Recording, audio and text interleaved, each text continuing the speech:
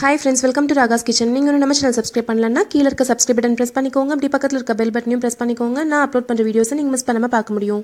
Friends, இன்னைக்கு வீடியோல ரவையில ரொம்ப ஈஸியான ஒரு ஸ்நாக்ஸ் எப்படி பண்றதா ஃப்ரெண்ட்ஸ் பார்க்க போறோம். ஒரு 10 நிமிஷம் இருந்தா போதுங்க, நம்ம ஈஸியா ப்ரிப்பேர் பண்ணிரலாம். ரொம்ப சூப்பராவும் இருக்குங்க டேஸ்ட்.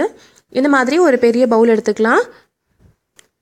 நான் இன்னைக்கு அதிகமான குவாண்டிட்டில பண்ண போறேங்க. அதனால கொஞ்சம் அதிகமா எடுத்துர்க்கேன். எல்லாமே 2 கப் அளவுக்கு வெள்ளை ரவை சேர்த்திருக்கேன். இது வறுக்காத ரவை தாங்க. நீங்க வறுத்த ரவை கூட வேணும்னா அதில் ஆட் பண்ணிக்கலாம். கூடவே 1/2 கப் அளவுக்கு மைதா, கூடவே 1 கப் அளவுக்கு பொடிச்ச சர்க்கரை. நீங்க எவ்வளோ ரவை எடுக்கிறீங்களோ அதில் பாதி அளவுக்கு பொடிச்ச சர்க்கரை எடுத்துக்கணுங்க. அப்பதான் ஸ்வீட்னஸ் உங்களுக்கு கரெக்டாக இருக்கும்.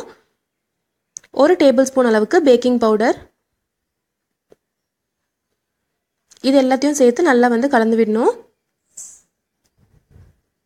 நம்ம பேக்கிங் பவுடர் சேர்க்கறனால நல்லா சாஃப்டாக நல்லா உள்ளார சாஃப்டாக இருக்குங்க. இல்லைனா உங்களுக்கு ஒரு மாதிரி கெட்டியாயிரும். இந்த மாதிரி நம்ம பேக்கிங் பவுடர் சேர்க்கறனால உங்களுக்கு 4-5 நாள் வச்சு சாப்பிட்டாலுமே நல்லா சாஃப்டாக இருக்கும்.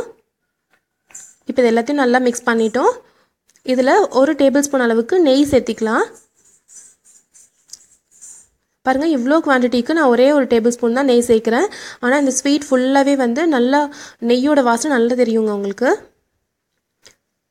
கூடவே கொஞ்சமாக தண்ணி ஊற்றி நம்ம கலந்து விட்டுக்கலாம். நான் இன்னைக்கு கிட்டத்தட்ட 1 கப் அளவுக்கு நான் தண்ணி சேர்த்துருக்கேங்க. 1 கப் தண்ணியை கொஞ்சமாக சேர்த்து இந்த மாதிரி கட்டி இல்லாமல் நல்லா கலந்து விட்டுருங்க.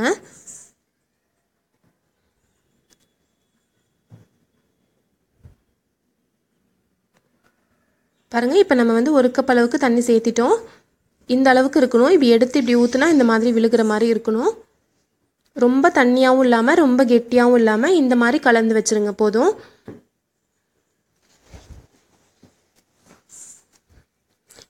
இதை ஒரு தட்டு போட்டு மூடி ஒரு 10 நிமிஷத்துக்கு அப்படியே விட்டுறலாங்க. ரவை நல்லா ஊறிடும்.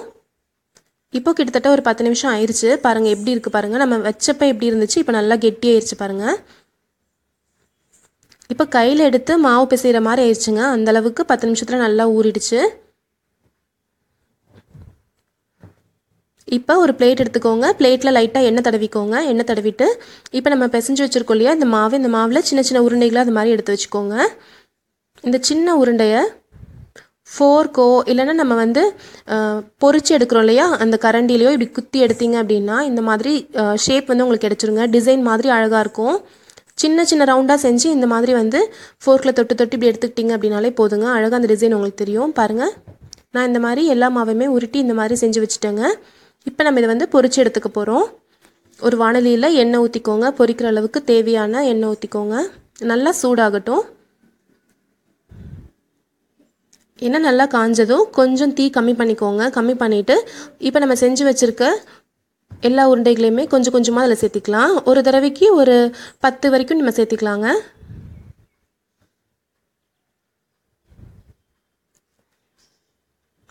நம்ம கொஞ்சம் தீ குறைவாக வச்சு இந்த மாதிரி பொரிக்கிறப்போ உங்களுக்கு உள்ளார ஃபுல்லாக நல்லா வேகுங்க. இல்லைனா மேலே மட்டும் கலராயிரும், உள்ளார வேகாமல் இருக்கும். இப்படி லைட்டாக இப்படி திருப்பி விட்டு நீங்கள் ஃபுல்லாக பொரிச்சு எடுத்துக்கோங்க. இப்போ பாருங்கள், எல்லா பக்கமே ஒரே மாதிரி நல்லா ப்ரௌன் கலரில் ஆயிடுச்சு. இப்போ நல்லா நம்ம பொரிச்சு எடுத்தாச்சு. சுவையான ரவா ஸ்நாக்ஸ் ரெடி ஆயிடுச்சுங்க. இது 1 வாரம் வரைக்கும் நம்ம வீட்டில் வச்சு சாப்பிடலாம். ரொம்ப டேஸ்ட்டாக இருக்கும். நல்லா ஒரு ஏர்டைட் கண்டெய்னரில் போட்டு ஸ்டோர் பண்ணி வச்சுக்கோங்க. கண்டிப்பாக ட்ரை பண்ணி பாருங்கள். எப்படி இருந்துச்சுன்றதை கமெண்ட் செக்ஷனில் சொல்லுங்கள். இந்த ரெசிபி உங்களுக்கு பிடிச்சிருந்துச்சுன்னா நம்ம சேனல் ராகாஸ் கிச்சனில் ஒரு லைக் கொடுங்க. ஃப்ரெண்ட்ஸ் கூட ஷேர் பண்ணிக்கோங்க. சப்ஸ்கிரைப் பண்ணி வச்சுக்கோங்க. தேங்க்யூ.